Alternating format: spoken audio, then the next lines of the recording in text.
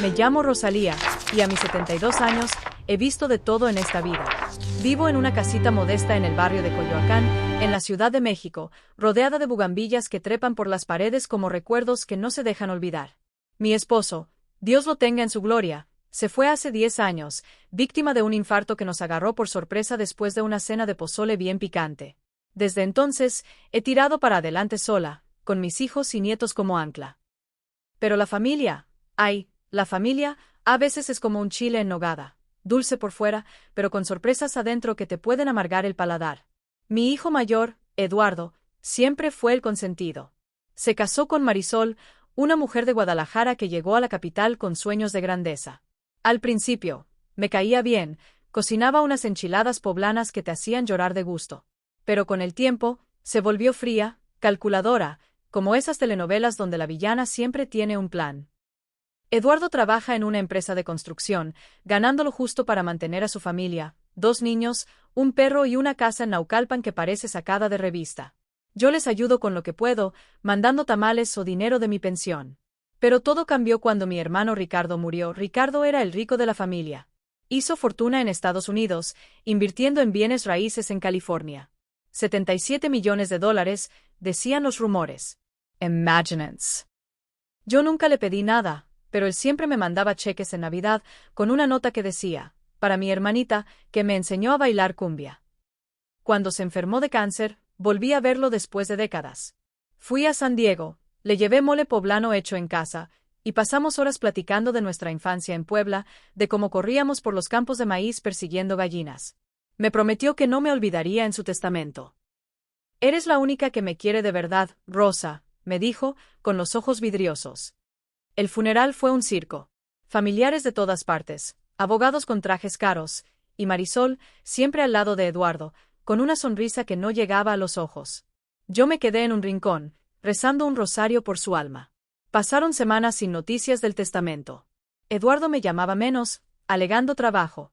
Marisol respondía mis mensajes con monosílabos. Hasta que un día, me invitaron a su casa para una reunión familiar importante.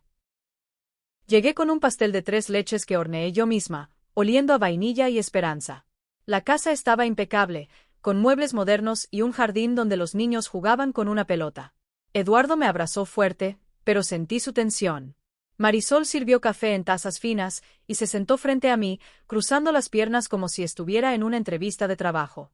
Mamá Rosa, empezó, con esa voz dulzona que usa cuando quiere algo, tenemos noticias sobre el testamento de tu hermano. Mi corazón latió más rápido. Imaginé lo que vendría. Una parte para mí, quizás suficiente para arreglar mi techumbre que gotea en las lluvias, o para ayudar a mis otros hijos. Eduardo miró al piso, evitando mis ojos. Ricardo dejó todo a Eduardo, dijo Marisol, sin rodeos. $77 millones. Pero, hay una condición. Tú estás fuera, mamá. Lo siento, pero el abogado lo confirmó. ¿Fuera? La palabra me pegó como un balazo. Estás fuera de los 77 millones, anunció mi nuera. Sentí que el mundo se tambaleaba. El pastel en mi mano tembló. ¿Cómo que fuera? Ricardo mi promisio. Eduardo murmuró algo sobre decisiones del tío, pero Marisol lo interrumpió, es por el bien de la familia. Ricardo pensó que Eduardo, siendo el mayor, lo administraría mejor. Tú ya tienes tu pensión, mamá. No necesitas tanto. No necesito. Quería gritar. Recordé las noches en vela cuidando a Ricardo por teléfono, las cartas que le escribía, las oraciones por su salud. Lágrimas calientes rodaron por mis mejillas. Me sentí traicionada, como si me hubieran arrancado el corazón con unas pinzas. Eduardo intentó consolarme, pero sus palabras sonaban huecas. Mamá, te daremos algo, no te preocupes. ¿Algo? Como limosna de mi propio hermano. Salí de ahí hecha un mar de llanto, tomando un taxi de regreso a Coyoacán. Esa noche, no dormí. Me senté en mi mecedora, mirando fotos antiguas, Ricardo y yo de niños, riendo bajo un nopal. ¿Por qué me cortaría? ¿Fue influencia de alguien? Marisol siempre había sido ambiciosa, quizás le susurró al oído durante las visitas. Al día siguiente, decidí no quedarme con los brazos cruzados. Llamé a un viejo amigo de la familia, don Arturo, un abogado jubilado que vive en Polanco. Rosa, eso huele raro, me dijo. Ve con un experto. No te dejes. Busqué en internet y encontré a la licenciada Vargas, una abogada especializada en herencias, con oficinas en Reforma. Pedí una cita, pagando con mis ahorros. Traiga cualquier documento relacionado, me dijo su secretaria. La oficina era un mundo aparte, vidrios altos, vistas a la ciudad, secretarias con manicure perfecto. Yo llegué con mi rebozo y mi bolso tejido a mano, sintiéndome como una intrusa. La licenciada Vargas era una mujer de unos 50, con pelo corto y ojos penetrantes, como una leona lista para cazar. Cuénteme todo, señora Rosalía, dijo, ofreciéndome un asiento.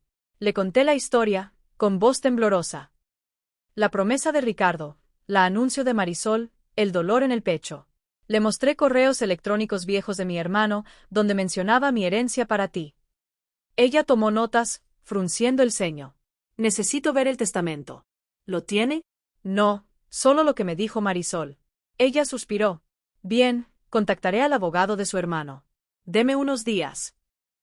Esos días fueron eternos. Caminaba por las calles empedradas de Coyoacán, comprando churros en el mercado para distraerme, pero el nudo en el estómago no se iba. Pensaba en mis nietos. ¿Crecerían pensando que la abuela era una carga? Eduardo me llamó una vez, invitándome a comer, pero rechacé. Hasta que se aclare esto, le dije. Finalmente, la llamada de la licenciada Vargas. Venga inmediatamente. Hay algo que debe ver.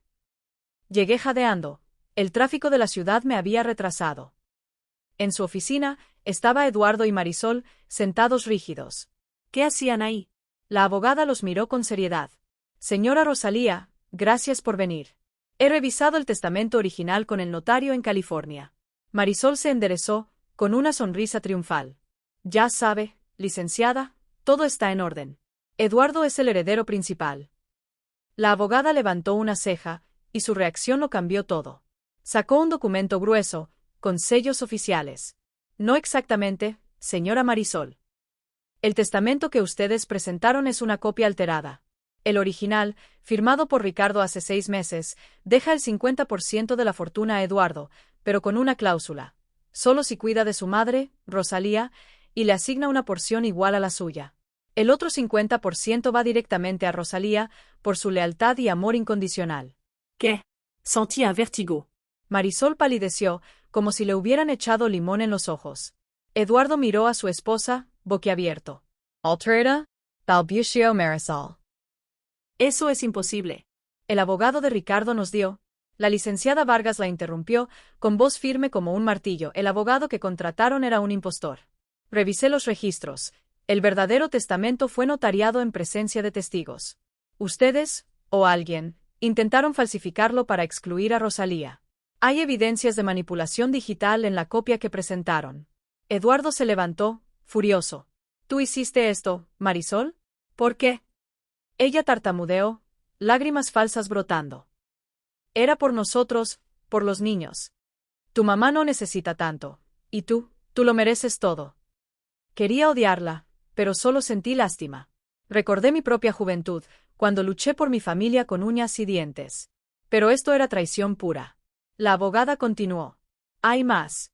Ricardo dejó una carta sellada para Rosalía. Lila.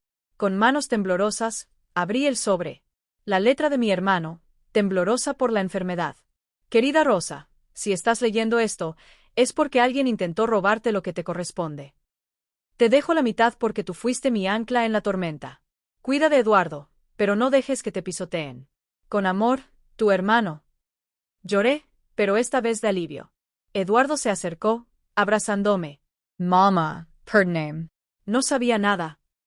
Marisol se levantó, queriendo huir, pero la abogada la detuvo. Señora, esto es fraude. Podría ir a la cárcel si no coopera. El escándalo estalló. Llamamos a la policía, pero Eduardo suplicó por clemencia. Es la madre de mis hijos. Al final, acordamos un arreglo.